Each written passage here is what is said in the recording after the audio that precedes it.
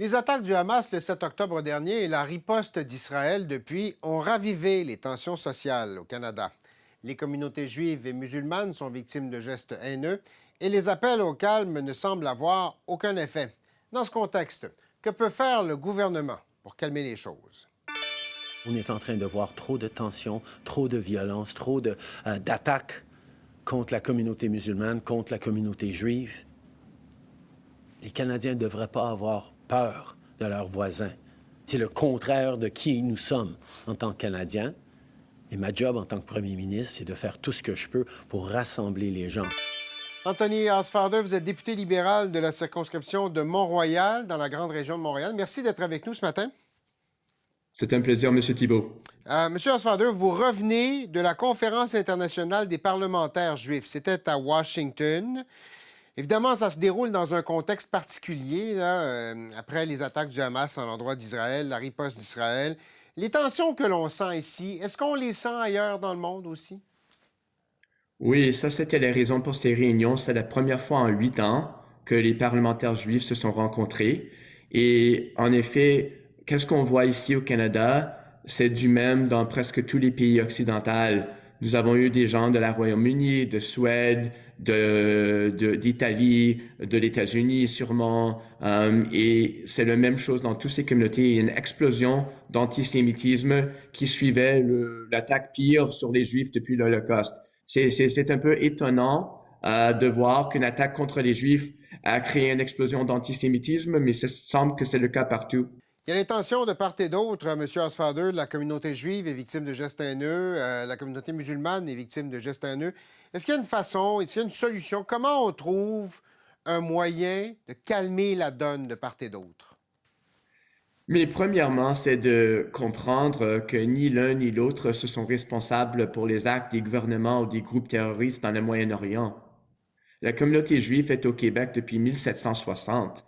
La grande majorité d'entre nous sont 5e génération, 6e génération ici au Québec. On n'est pas des étrangers et on n'est pas responsable pour les actes d'un gouvernement étranger. Et ça, c'est le même certainement sur l'autre côté. Je ne dirais jamais que les gens du communauté palestinien, canadien sont responsables pour les actes de la groupe terroriste Hamas. Mais malheureusement, et comme nous avons parlé des fois, M. Thibault, le média social cause des gens d'être plus intransigeants parce qu'ils sont dans un petit coquille où ils voient les posts des gens qui sont les plus inflammatoires dans la position qu'ils prennent et ils ne voient pas l'autre côté. Vous étiez à Washington, vous avez rencontré des gens des réseaux sociaux à Washington. Est-ce qu'ils sont conscients du fait que leur système est un peu, peut être la bougie d'allumage de ce qui se passe dans la rue? Oui, mais je co-préside un groupe qui a été créé il y a 3 ans je co-préside ça avec Debbie Wasserman Schultz, qui était un membre du Congrès américain. Et on a rencontré Meta, Google, des compagnies qui font le Artificial AI, X, qui était Twitter. Et on a remarqué qu'il y avait une compréhension qu'ils ont une obligation depuis le 7 octobre.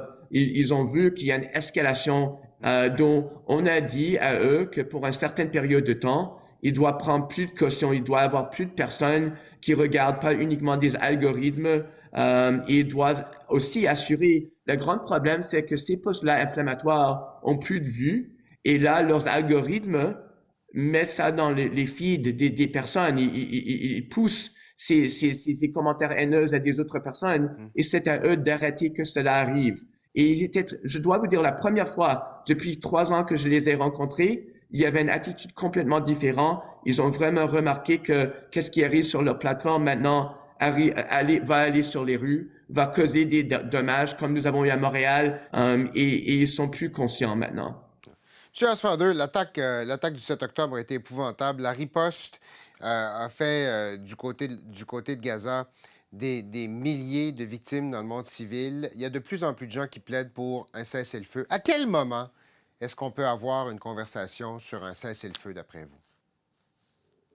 Mais quant à moi, le mot cessez-le-feu va jamais se faire. Il y avait un cessez-le-feu en place avant le 7 octobre et là, c'est Hamas qui a brisé un cessez-le-feu. Un cessez-le-feu implique, parce qu'il y a un contexte international juridique, que vous allez avoir des négociations entre les parties. Et c'est pas juste de dire à Israël d'aller négocier avec un groupe terroriste qui est reconnu comme par Canada pour 20 ans comme un groupe terroriste.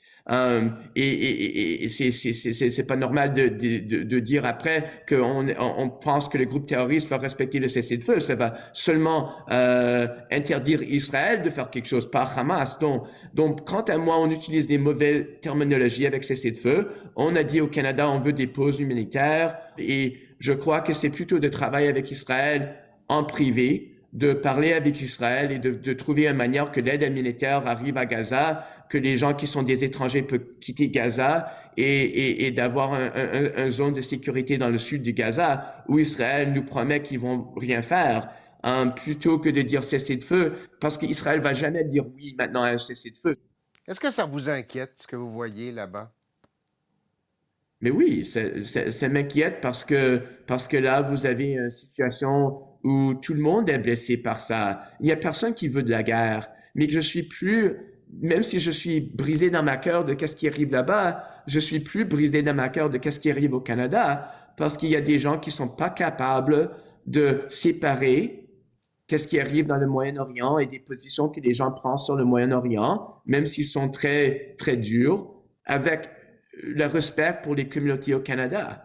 Et là, tout le monde au Canada, n'importe notre position sur le Moyen-Orient, devrait traiter un à l'autre avec respect. Et il n'y a aucune raison d'avoir des attaques sur des écoles, des églises, des synagogues, des mosquées. C'est pas juste. Et c'est pas juste aussi d'avoir des manifestations ici au Canada où les gens prendre des paroles haineuses contre des groupes identifiables. C'est pas normal dans notre société. Anthony Oswalder, vous êtes député libéral de Mont-Royal. Merci infiniment d'avoir été des nôtres ce matin. Merci, M. Thibault.